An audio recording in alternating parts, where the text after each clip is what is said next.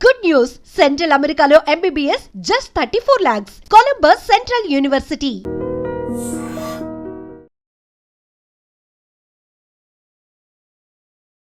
నమస్తే, welcome back to iDream media healthy conversations with Jhansi ప్రోగ్రామ్కి స్వాగతం.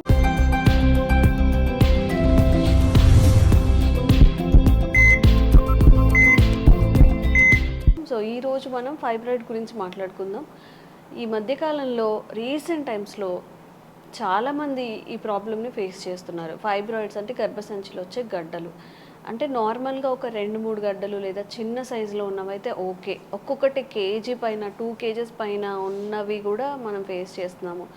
యంగ్ ఏజ్లో వచ్చినప్పుడు కన్సీవ్ అవ్వడం చాలా ఇబ్బంది అవుతుంది. అండ్ పెద్దవాళ్ళలో కూడా వెయిట్ పెరుగుతున్నామని అనుకుంటున్నారట ఫైబ్రాయిడ్స్ ఉన్నప్పుడు. బట్ దీన్ని ముందుగా మనం ఎలా గుర్తించాలి? ఫైబ్రాయిడ్కి ఏమైనా స్క్రీనింగ్ టెస్ట్లు ముందుగా ఉన్నాయా లేదా అని చేసుకోవడానికి ఉన్నాయా?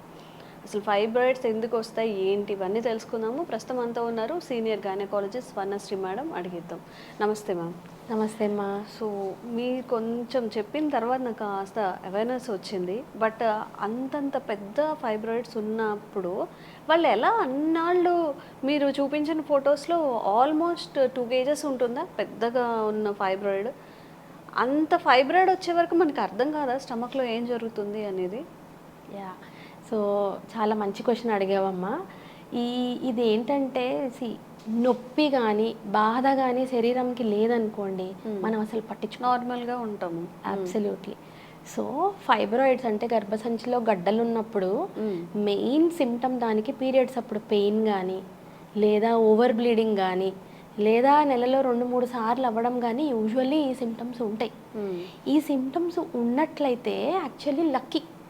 ఎందుకంటే ఫైబ్రాయిడ్ ఫామ్ అయిన వెంటనే అది ఎంత 1-2-3 సెంటీమీటర్ల కంటే ఎక్కువ ఉండదు. సో అది ఉన్న లొకేషన్ని బట్టి, ఇప్పుడు యూట్రస్ ఒక యాపిల్ లాగా అనుకో, యాపిల్కి గింజలు ఎక్కడ ఉంటాయి? మధ్యలో ఉంటాయి. సో ఫైబ్రాయిడ్ కూడా మధ్యలో కనుక ఉన్నట్లు అవుతే అవి చిన్న సైజులో ఉన్నప్పుడు కూడా it will show some symptom in the body like pain and heavy bleeding. And ఈ రెండు ఉన్నప్పుడు మనం తట్టుకోగలమా? ఎంత సహించినా కొద్ది రోజులు అయ్యాకైనా, పోనీ 1 year అయ్యాకైనా మనం డాక్టర్ దగ్గరికి వెళ్తాం, బయటపడతాయి ఫైబ్రాయిడ్స్. సో కొన్ని ఫైబ్రాయిడ్స్ ఏవైతే యూట్రస్ మధ్యలో కాకుండా దాని మజిల్ లోపల, ఇంట్రామ్యూరల్ అంటాం, ఒక్కొక్కసారి దాని పైన, అంటే ఇలా యూట్రస్ ఉంటే దాని పైన పెరుగుతుంది, అది సబ్సీరోజల్ అంటాం. వాటికి పీరియడ్స్తో లోపల నుంచి అవుతుంది కదా పీరియడ్. సో పీరియడ్ పెయిన్ కానీ ఓవర్ బ్లీడింగ్తో కానీ కనెక్షన్ ఉండదు. సో మనకు అసలు సిమ్టమ్ తెలీదు అది ఉన్నట్టు. ఆల్రెడీ డెలివరీ అయిపోయింది అనుకో, 1-2-3 పిల్లలు ఉన్నారనుకో, ఇంక మళ్ళీ ఎందుకు వెళ్తాం డాక్టర్ దగ్గరికి unless we have a symptom. ఇప్పుడిప్పుడు కాన్షియస్ అవుతున్నారు, ఒక మాస్టర్ హెల్త్ చెకప్ ఉండాలని, ఒక ఫ్యామిలీ హెల్త్ చెకప్ ఉండాలని, ఇయర్లీ వెళ్దాం అనుకొని 3-4 ఏళ్ళకి ఒకసారి చెకప్కి వెళ్ళే వాళ్ళు అట్లీస్ట్ ఇప్పుడిప్పుడు అవేర్నెస్ స్టార్ట్ అవుతుంది. ఓకే. బట్ మనం చూసినట్లయితే రెగ్యులర్గా ఒక 2 పిల్లలు అయిపోయిన తర్వాత, పిల్లలు పుట్టకుండా ఆపరేషన్ అయిపోయిన తర్వాత ఇంకా చదువుకో కెరియర్కో లేడీస్ ఇంపార్టెన్స్ ఇస్తారు. ఆ తర్వాత పిల్లల చదువులు, పిల్లలు 10th 11thకి వెళ్ళిపోతారు, వాళ్ళ మీద ఫోకస్. మనకేం సిమ్టమ్ లేదనుకో, మనం ఎందుకు వెళ్తాం డాక్టర్ దగ్గరికి? అవేర్నెస్ లేనితాం. అలాంటప్పుడు ఏమవుతాయంటే, ఇందాక నేను డిస్కస్ చేశాను కదా, యూట్రస్ లోపల కాకుండా మధ్యలో కానీ పైన కానీ ఉన్నవి, అది ఎవ్రీ ఇయర్ కొద్ది కొద్దిగా పెరిగి ఇంత పెద్ద వాటర్ మెలన్ పంప్కిన్ అంతా అయిపోయిన కేసెస్ కూడా ఉంటాయి. అన్ఫార్చునేట్లీ 2-3 పిల్లలు అయిన తర్వాత ఆడవాళ్ళందరూ కొంచెం వెయిట్ పెరుగుతున్నారు కదా, పని తగ్గిందనో లేదా మన సోషల్ స్టేటస్ పెరిగింది, సో మనం బెటర్ ఫుడ్ తింటున్నాము. ఇంతకుముందు బస్సు వెనకాల పరిగెత్తే వాళ్ళం, ఇప్పుడు కార్లో. సో మనం కూడా వెయిట్ పెరుగుతున్నాం. ఆఫ్టర్ ఎ సర్టెన్ ఏజ్ 30-35 అయిపోయిన తర్వాత, 2 పిల్లలు అయిపోయిన తర్వాత ఓకే డెలివరీలు అయిపోయినాయి కాబట్టి వెయిట్ పెరిగామని కూడా అనుకుంటాం. సో ఆ వెయిట్ పెరిగినప్పుడు ఈ పొట్ట పెరగడం అనేది తెలియదు. మనం వెయిట్ పెరగకుండా హెల్దీగా ఉన్నాం అనుకోండి, అప్పుడు పొట్ట మాత్రం, అంటే ఇప్పుడు మీరు అన్నారు కదా ఇందాక ఇంత పెద్ద ఫైబ్రాయిడ్ తెలీదా మరి పొట్టలో పెరుగుతుంటే అని. సో మనం సన్నగా ఉంటే పొట్ట పెరిగింది అర్థమవుతుంది. మనం ఎక్కడ సన్నగా ఉంటున్నాం అందరం కూడా 10 kgs వెయిట్ పుట్ ఆన్ అయిపోవడం అనేది కామన్. పెళ్ళప్పుడు 50 ఉన్నాను, ఇప్పుడు 65 ఉన్నా, నేను ఇంత పిల్లలు ఉన్నారు 15-16, it is very common. Yes or no? So అంత బాడీ 10-15 kgs పెరిగిపోయినప్పుడు మన పొట్ట అనేది చాలా పెద్ద ప్రదేశం. దాంట్లో లివర్ ఉంటుంది, కిడ్నీస్ ఉంటాయి, 2 కిడ్నీలు, తర్వాత ఎన్నో మీటర్లు ఉన్న పేగులు ఉంటాయి, పెద్ద పేగు చిన్న పేగు, ఎన్నో ఆర్గన్స్ ఉంటాయి కదా. దాంట్లో ఈ యూట్రస్ 2-3 కేజీలు అయిపోయినా కూడా ఇట్ విల్ అకామిడేట్. చిన్న ఎగ్జాంపుల్ తీసుకో, డెలివరీ బిడ్డ 3 కేజీలు అవునా, దాంతోపాటు ఉమ్మనీరు, గర్భసంచి, ఇప్పుడు మనం ఫుల్ టర్మ్ ప్రెగ్నెంట్ ఉమ్మని చూస్తే అంత స్పేస్ కూడా మన బాడీ ఇట్ కెన్ అకామిడేట్. అందులో ప్రెగ్నెంట్ లేడీస్ అంటే యంగ్ ఏజ్ 25, 28, పోనీ 30. అప్పుడు అమ్మాయిలు మరీ అంత నాజుగ్గా లేకపోయినా they are little healthy. So pregnant పొట్టేలా కనిపిస్తుంది అవునా. మనిషే ఒక 15 కేజీలు పెరిగిపోయారు అనుకోండి, ఆ 5 కేజీలు ఏం కనిపిస్తుంది. అవును. సో దానివల్ల ఈ పొట్ట మాస్, అబ్డామిన్లో ఇంత పెద్ద ఫైబ్రాయిడ్ ఉన్నది డెఫినెట్గా మనకు తెలియకుండా పెరగవచ్చు. Okay. Second thing, mass effects అంటాం. అంటే ఇంత బరువు ఉన్నప్పుడు ప్రెగ్నెన్సీలో ఎలా మాస్ ఎఫెక్ట్స్ ఉంటాయి, గబుక్కుని లేవలేకపోవడము, లేదంటే బ్యాక్ పెయిన్ ఉండడం, ఎక్కువసేపు కూర్చోలేకపోవడం, ఇవన్నీ ఉంటాయి అవునా కదా ప్రెగ్నెన్సీలో కూడా పెద్ద. అలాగే ఇలా గడ్డలు కూడా పెద్దగా అయినప్పుడు ఈ సిమ్టమ్స్ ఉంటాయి. లైక్ వాళ్ళని లేవలేకపోవడము, వీక్గా అనిపించడము, బ్యాక్ పెయిన్ ఉండడం, ఎందుకంటే మరి లోపల బరువు మోస్తున్నాను కదా. బట్ ఇవన్నీ ఏంటి, నువ్వు ఎక్కువ తినేసావు, లావ్ అయిపోయావు, నీకు ఫిట్నెస్ లేదు, సో నీకు నీరసం వస్తుంది, నువ్వు ముందు వెయిట్ తగ్గు లేదా డైటింగ్ చేయి, ఇలా మనం పక్కన ఉన్న వాళ్ళందరూ సజెషన్స్ ఇస్తుంటారు. సో ఈ పెద్ద యూట్రైన్ మాసెస్, ఫైబ్రాయిడ్స్ ఏవైతే పెద్దవి మనం మాట్లాడుకునేది ఈరోజు 2 kgs, 1 kg అలా ఇంత ఉన్నవి, లేదా 5-6 లేదా 10-15 చిన్న ఉన్నవి, and they are not having symptom on the periods, yes they can be missed. So మరి మనం ఏం చేయాలి?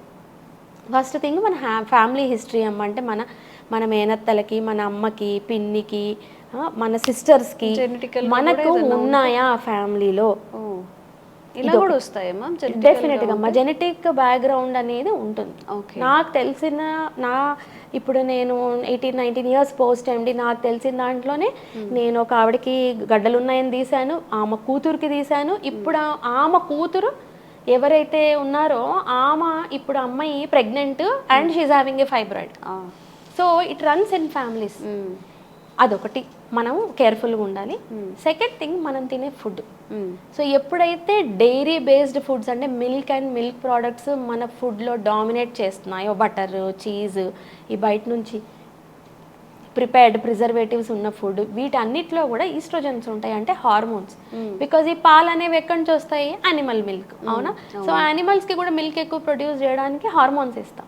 సో ఆ హార్మోన్స్ అన్న మిల్క్లోకి వెళ్తాయి, ఆ మిల్క్లోంచి మనము పాలనో, పెరుగనో, వెన్ననో, బటర్ అనో, చీజ్ అనో రకరకాలుగా తింటుంటాం. ఫాస్ట్ ఫుడ్, ఇంట్లో ఫుడ్ రకరకాలు. సో ఈ ఫుడ్ మనం ఎక్కువ వాడుకలో ఉంటుందా. Okay. Third point, plastics in the food chain. Plastic మనం వాడకుండా పొద్దున్న నుంచి సాయంత్రం వరకు అసలు గడుపుతామమ్మ, లేదు కదా. So in some form food ప్లాస్టిక్కి దగ్గర అవుతుంది. అంటే మనం ఫుడ్ ప్లాస్టిక్ డబ్బాల్లో పెట్టుకోవడం, సింపుల్ వాటర్ బాటిల్స్ తీసుకోండి, వాటర్ బాటిల్స్ అన్ని ప్లాస్టికే కదా. సో ఈ ఫ్యామిలీ టెండెన్సీ ఉన్న వాళ్ళకి when we start using plastic, ఈ ఫైబ్రాయిడ్స్ ఫాస్ట్గా పెరుగుతాయి. ఓకే. లైక్ అమ్మమ్మకు ఒకటే ఫైబ్రాయిడ్ ఉందనుకోండి, అమ్మకు ఒకటే ఉందనుకోండి, నాకు 4 రావచ్చు, వాళ్ళకి 45 ఏళ్లలో వస్తే నాకు 30 ఏళ్లకే రావచ్చు. సో ఆ టెండెన్సీ ఉంది. సో ఇది ఎందుకు జరుగుతుంది అంటే ప్లాస్టిక్లో ఉన్న కొన్ని సబ్స్టెన్సెస్, డయాక్సైన్స్ అనేవి, అందులో నీళ్లు కానీ, లేదా మనం ఉప్పు, పసుపు, లేదా ఏదన్నా వండింది, ఏదన్నా చపాతీ కూడా పెట్టుకోకూడదు. అబ్సల్యూట్లీ. ఏదైనా ఫుడ్, ఏదైనా తినే ఐటమ్ మనం ఒక ప్లాస్టిక్ కంటైనర్లో పెట్టినప్పుడు, ఇప్పుడు సపోజ్ ఉప్పు, పసుపు అనుకోమ్మా, అది మనం రోజు ఎందుకు కడుగుతాం, ఆ డబ్బా ఖాళీ అయినప్పుడే కదా. సో ఈ లోపల ఆ లాంగ్ స్టే ఉన్నప్పుడు ఆ డయాక్సైన్స్ అనేవి ఫుడ్లోకి వెళ్ళిపోతాయి, డిఫ్యూజ్ అవుతాయి.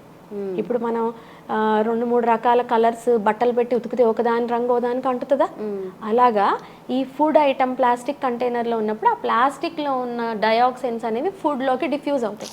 ఆ ఫుడ్ మనం వండుకొని తింటాం. So it is like pouring kerosene on fire, ఇంకా బాగా అంటుకుంటుంది కదా మంట. అలాగా ఈ డయాక్సైన్స్.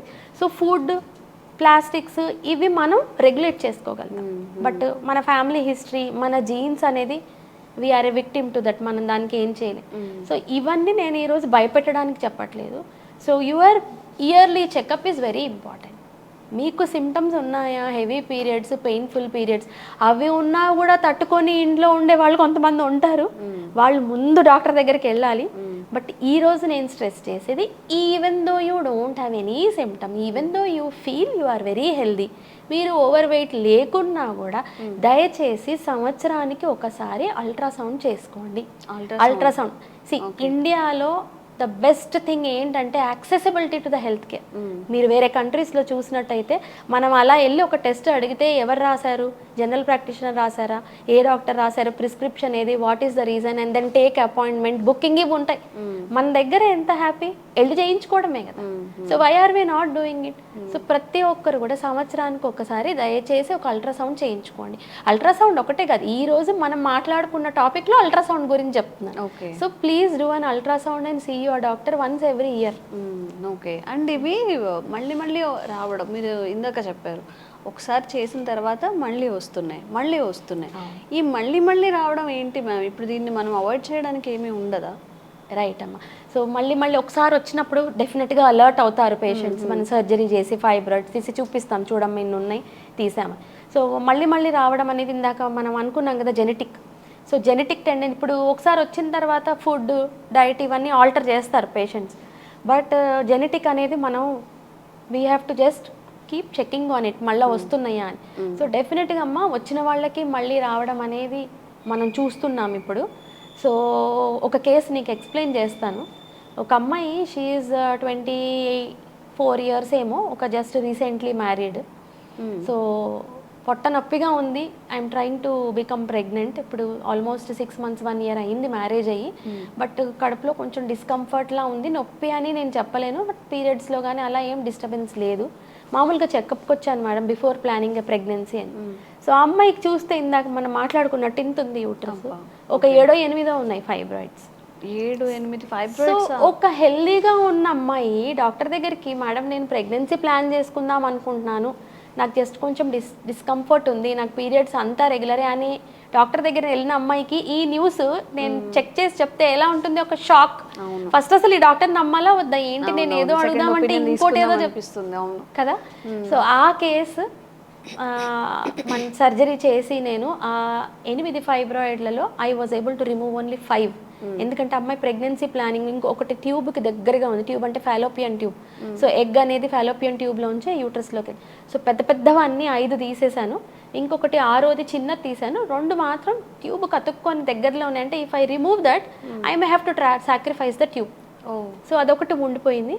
అమ్మాయికి సర్జరీ చేసిన తర్వాత within 7th month after pregnancy చక్కగా కన్సీవ్ అయింది. ఆ తర్వాత 1 year తర్వాత ఇప్పుడు ఇన్నిసార్లు మనం అంటే 7-8 ఉంటే యూట్రస్లో అన్ని చోట్ల మనం కట్ చేసి మళ్ళీ కుట్లేసాం కదా, అవి తీసేసి. సో ఇలాంటి వాళ్ళని నార్మల్ డెలివరీకి మనం వదిలేయలేము, ఎందుకంటే నార్మల్ డెలివరీలో కంట్రాక్షన్స్ వస్తాయి కదా. మరి ఇన్ని చోట కట్ చేసి కుట్లేసినవన్నీ వీక్ ఉంటాయి కదా, అవన్నీ పగిలిపోవచ్చు. సో వీళ్ళకి సిజేరియనే చేయాలి మనం. సో సిజేరియన్ చేశాను, చక్కగా బాబు పుట్టాడు. ఇప్పుడు వాడికి 4th birthday అయ్యి 5th year ఇప్పుడు పడింది. So now she was thinking ఇప్పుడు నేను మళ్ళీ కన్సీవ్ అవుదామని. అమ్మాయికి గుర్తుంది అప్పుడు అన్ని ఫైబ్రాయిడ్లు ఉన్నాయి కదా, మధ్యలో ఒక చెకప్కి రాలేదు. She was busy with the baby and busy with her self and many other things in life. So ఇప్పుడు మళ్ళీ మేడం అప్పుడు అలా ఉండింది కదా, ఇప్పుడు ఎలా ఉందో నా కండిషన్ నాకు తెలియదు, but I want another baby. ఇప్పుడు చెక్ చేస్తే మొన్న 5 years బ్యాక్ ఇంత ఉంటే ఇప్పుడు ఇంత ఉంది యూట్రస్. ఈజీగా ఒక 12 ఉన్నాయమ్మా అమ్మాయికి fibroids. And she's 33 years now, 33-34 అంతే. సో ఇదే గనక సినారియో ఒక 45-year-old లేడీ వస్తే, అమ్మ ఇలా ఉంది కదా, నీకు 2వ సారి వచ్చినాయి కదా, గర్భసంచి తీసేద్దాం, once and for all you will get rid of it. But ఈ అమ్మాయి కేసు చూస్తే she's 33-year-old, she wants to have exactly another baby and she already had one surgery 2. ఒకటేమో సిజేరియన్ డెలివరీ అప్పుడు, ఇంకోటేమో ఈ గడ్డలు తీయడం 2000 అదే ఎండింగ్లో ఎప్పుడో చేశాను. 5-year-old ఇప్పుడు బాబు, 4.5 years. సో ఇప్పుడు మళ్ళీ చేసాం మళ్ళీ సర్జరీ. సో ఈసారి 10వ 12వ నాకు ఆ నంబర్ కూడా గుర్తులేదు, ఇంత పెద్ద నుంచి ఇంత బుజ్జు వరకు ఉన్నాయి. సో ఈ కేసు ఇప్పుడు కూడా మళ్ళీ తీసిన తర్వాత కూడా ఇంకా చిన్న ఉన్నాయి ఉండండొచ్చు. ఎందుకంటే మా ఫస్ట్ టైం సర్జరీ చేసినప్పుడు స్కానింగ్లో ఎన్ని ఇచ్చాడు, ఒక 7. ఒక సర్జరీలో కూడా మనం 7 ఉన్నాయా లేదా లెక్కబెట్టి. ఈసారి తెలిసిన తర్వాత ఈ అమ్మాయికి 2nd వచ్చింది. స్కాన్లో 8 9 ఉన్నాయి, బట్ సర్జరీలో చూస్తే తీసే కొద్ది వస్తూనే ఉన్నాయి ఫైబ్రాయిడ్. అంటే దే ఆర్ సో స్మాల్, కొన్ని ఎంత మన రేగిపడినంత అన్ని చూడలేం కదమ్మా స్కాన్లో. ఇలా ఉందనుకోండి, దాని వెనక ఒక 2 3 ఉన్నాయి అనుకోండి, ఇమేజ్లో మనకి ఇదే వస్తుంది కదా. సో ఒక 7 8 ఇచ్చారు స్కాన్లో, సర్జరీ చేసినప్పుడు వస్తూనే ఉన్నాయి. And this time I took care, even చిన్నవి సీడ్లింగ్స్ అంట. సో అవే కదా రేపు పెద్దగా అయినాయి, ఆల్రెడీ మనకి ఎవిడెన్స్ ఉంది ఈ అమ్మాయి. సో ఓపిక్గా అవన్నీ కూడా తీసేసి మళ్ళీ అన్నీ ఒక 4 5 చోట్ల అమ్మాయికి యూట్రస్ పైన కట్ చేసి కుట్లేసి పెట్టాం. ఫోటో ఒకసారి చూపిస్తారా? కెమెరాకి చూపిద్దాం. అరేంజ్ చేశారనమాట సైజ్ కొద్దీ, అసలు చూస్తే ఏంటో ఒక చాందడ్లా ఉన్నాయి అనమాట. పెద్ద అసలు చాలా లాంగ్ ఉన్నట్టు అరేంజ్ చేశారు. ఉన్నట్టు అరేంజ్ చేయడం కాదు, ఉన్న వాటిని అలా అరేంజ్ చేశారు. చాలా పెద్దగా అనిపించాయి సైజ్ కొద్ది, చిన్నవి. మనం పీనట్ బఠానీ సైజు దగ్గర నుంచి చాలా పెద్ద 1 kg వరకు కూడా. 1 kg ఉంటుందమ్మా మీరు అది చూపించిన? యూజువల్లీ మెజర్ చేస్తామమ్మా మేము వెయిట్, బట్ ఈ పర్టికులర్ కేసు నాకు గుర్తు లేదు ఎంత ఉందో. ఓకే, యూజువల్లీ మెజర్ చేస్తామంటే ఇదిగో ఇలా మాట్లాడుకోవడానికి చెప్పుకోవడానికి అకాడమిక్ పర్పస్, అంతేగాని అది ఎన్ని కేజీ మనకు పెద్ద ఏమి ఇంపార్టెన్స్ లేదు. చూడండి మొత్తం ఇట్లా అరేంజ్ చేశారు. ఏదో చిన్న బేబీయో లేకపోతే ఏదో మంత్రదండం ఉన్నట్టుంది, ఏదో లిప్స్ ఉన్నట్టుంది మేడం చూస్తుంటే. చూడండి కొంచెం ఇలా ఏదో ఫేస్ లాగా, ఐస్ లాగా. సో ఇట్లా ఉందన్నమాట సిచ్యువేషన్. సో ఇయర్లీ వన్స్ అయినా ఈ స్క్రీనింగ్ టెస్ట్ చేసుకోవాలమ్మా, ఇయర్లీ వన్స్ ఒక అల్ట్రాసౌండ్ చేసుకోవాలి. అలా అని భయపడి మరీ ఎవ్రీ మంత్ వెళ్ళి ultrasound, you should not become psychotic about this information.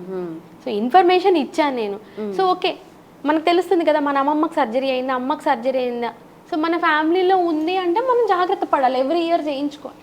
లేదా ఎవ్రీ ఇయర్ ఒకసారి డాక్టర్ దగ్గరికి వెళ్తే చాలు కదా, వాళ్ళు అన్నీ చూసేస్తారు కదా. ఓకే మ్యామ్, జెనెటికల్గా వస్తుంది, ప్లాస్టిక్ యూసేజ్ వల్ల వస్తుంది, ఇంకేమైనా కారణాలు ఉంటాయా? ఇవే మెయిన్ యూజెస్ ఇవే అమ్మా. ఇంకొకటి ఇప్పుడు అంటే చూస్తే మనం చాలా మంది ఒక చైల్డ్ చాలా అనుకుంటున్నారు. సో ఇంతకు ముందు మన అమ్మమ్మలు, మన అమ్మమ్మ వాళ్ళ అక్క చెల్లెలు కరెక్ట్ 7 మంది 8 మంది. సో అన్నిసార్లు వాళ్ళకి ప్రెగ్నెన్సీస్ డెలివరీస్ అవుతున్నప్పుడు, ఇప్పుడు ప్రెగ్నెన్సీ అప్పుడు ఏమవుతుంది, యూట్రస్ పెద్దగా అవుతుంది బేబీని, ఆఫ్టర్ దట్ చిన్నగా. So it is like an exercise for the uterus.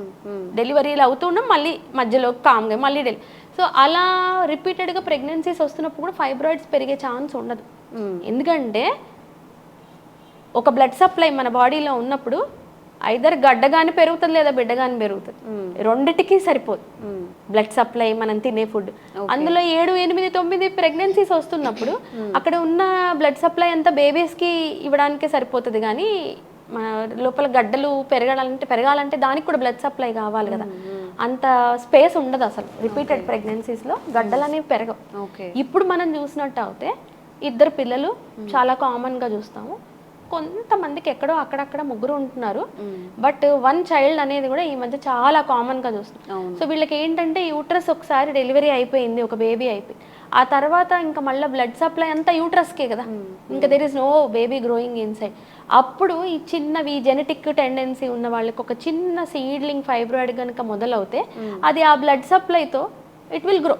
Okay, అది సో తక్కువ మంది పిల్లలు ఉండడము, అండ్ దెన్ అసలు ప్రెగ్నెన్సీ అవాయిడ్ చేయడం. కొంతమంది వింటున్నాం కదా ఇప్పుడు పిల్లలు వద్దని కూడా అనుకుంటున్నారు, దానివల్ల కూడా వస్తాయా, వచ్చే ఛాన్స్? అంతే కదా, అసలు ప్రెగ్నెన్సీయే రాలేదు. ఓకే, సో యూట్రస్లో గడ్డలు వచ్చే ఛాన్స్ ఉంటుంది. సో వీటన్నిటిని అవాయిడ్ చేయలేము, జెనెటికల్గా వచ్చేవి, లేకపోతే పిల్లల్ని వద్దనుకునే వాళ్ళల్లో ఇలాంటివి. కానీ ప్లాస్టిక్ని మాత్రం అవాయిడ్ చేయాలండి. ప్లాస్టిక్ డైరీ కూడా, డైరీ ప్రోడక్ట్స్ ఇప్పుడు అంటే అడల్టరేట్ అయిపోయాయి కాబట్టి డైరీ ప్రోడక్ట్స్ వద్దంటున్నారు, లేకపోతే చక్కగా అమృతంలాగా తాగేవాళ్ళు, పాలు పెరుగు శుభ్రంగా తినేవాళ్ళం. ఇప్పుడు పాలు అలా అయిపోయింది, బట్ మజ్జిగ అయితే మనం వాటర్ కలుపుకొని కాబట్టి మజ్జిగ తీసుకోవచ్చు. But milk and milk products, even నేనైనా పొద్దున్న స్కూల్కి వెళ్ళిపోతుంటే పిల్లలు ఒక గ్లాసు పాలు తాగేసేళ్ళురా అని చెప్తా, ఎవరికైనా అమ్మాయిలకు కానీ అబ్బాయిలకు కానీ. ఇప్పుడు అలా చెప్పాలంటే ఐఎమ్ థింకింగ్, పిల్లలు చాలామంది పాలు వద్దని పేచీ పెడతారు. సో తాగిన తర్వాత వాళ్ళకి పొట్టలో ఏదో డిస్టర్బెన్స్ అవుతుంది పాపం, ఎందుకంటే వాటిని అరిగించుకోలేక. వాళ్ళు ఎందుకు పాలు తాగని అంటున్నారు పిల్లలు అంటే, నేను అనేది పెద్ద పిల్లల గురించి, ఒక 10 years 8 years 9 years మనం గ్లాస్ నిండా పాలు అమ్మ వద్దమ్మా అనే చాలా తక్కువ మంది పిల్లలు పాలు ఇష్టంగా తాగుతారు, ఇవ్వు అని. చాలా మంది మనం పిల్లల్ని చూసినట్టయితే మా పిల్లలు పాలే తాగరండి అని వింటాం, ఎందుకంటే వాళ్ళకి తాగిన తర్వాత కడుపులో ఒకలాంటి because of that adulteration. So అలా ఉన్నప్పుడు మనం ఫోర్స్ చేయకుండా ఉండడమే మంచిది పిల్లల్ని. అవును. దాని బదులు చక్కగా fruits, dry fruits, fruit juices, మన చేతులతో మనం చేసుకునేవి, ఇంట్లో అబ్సల్యూట్లీ చక్కగా చేసుకున్నవి. మిల్క్ అవాయిడ్ చేసి న్యాచురల్ ఫుడ్, ఫ్రూట్స్, లేదా చక్కగా 2 ఇడ్లీలో 2 దోశలో తినేసి వెళ్ళొచ్చు స్కూల్కి. Okay okay done. So ma'am ఏదైతే చెప్పారో అది సీరియస్ సిచ్యువేషన్స్ కాబట్టి ఇవి పాటించడానికి ట్రై చేయండి. మనం ప్లాస్టిక్ అనగానే ఫుడ్ ప్యాక్ చేసే బాక్సెస్, వాటర్ బాటిల్స్ ఇది మాత్రమే కాదు, ఇంట్లో మనం పప్పులు ఉప్పులు దాచిపెట్టే ఆ పోపు డబ్బాలు అవి కూడా అసలు యూజ్ చేయొద్దంట. సో మ్యాక్సిమం ఇంతకుముందు మనం స్టీల్ డబ్బాలు లేకపోతే వీటిలోనే గాజువి చేసుకునేవాళ్ళం, అందులోనే ప్రిజర్వ్ చేసుకునేవాళ్ళం. మళ్ళీ బ్యాక్ టు రూట్స్ వెళ్ళండి. మన హెల్త్ని మన చేతులారా పాడు చేసుకోవద్దు, ఎందుకంటే మన చేతిలోనే మన కుటుంబం ఆరోగ్యం ఉంటుంది కాబట్టి. Ma'am thank you so much. ఈరోజు చాలా మంచి వాల్యుబుల్ కంటెంట్ అయితే మా అందరికీ మీ ద్వారా తెలిసింది. Thank you. Sir, one life lesson what medicine has taught you. Whatever you can do without expecting. But I really believe మన పాజిటివ్ యాటిట్యూడ్ ఉంటేనే మనం ఏదైనా సాధించగలం. గట్ ని మనం కరెక్ట్ గా డీల్ చేసినట్లయితే అది మనకి పాజిటివ్ హార్మోన్స్ ని రిలీజ్ చేస్తుంది. షుగర్ వచ్చిన వాళ్ళ పరిస్థితి ఏంటి? పొట్ట దగ్గర పెరిగితే దాన్ని ఆండ్రాయిడ్ అంటారు, ఆండ్రాయిడ్ ఫోన్ కదా. అసలు థాట్స్ ఎందుకు వస్తాయి? బ్రెయిన్ డెడ్ అంటే దానికి ప్రపంచం అంతా కూడా కొన్ని నిర్దిష్టమైనటువంటి లక్షణాలు ఉన్నాయి. మానసికంగా ధైర్యంగా ఉంటే క్యాన్సర్ జయించవచ్చు. You are a doctor for a cause sir, అంతే. వాళ్ళకి వచ్చిన ఆదాయం కాకుండా ఫ్రీ సర్వీస్ ఎంతమందికో చేస్తుంది.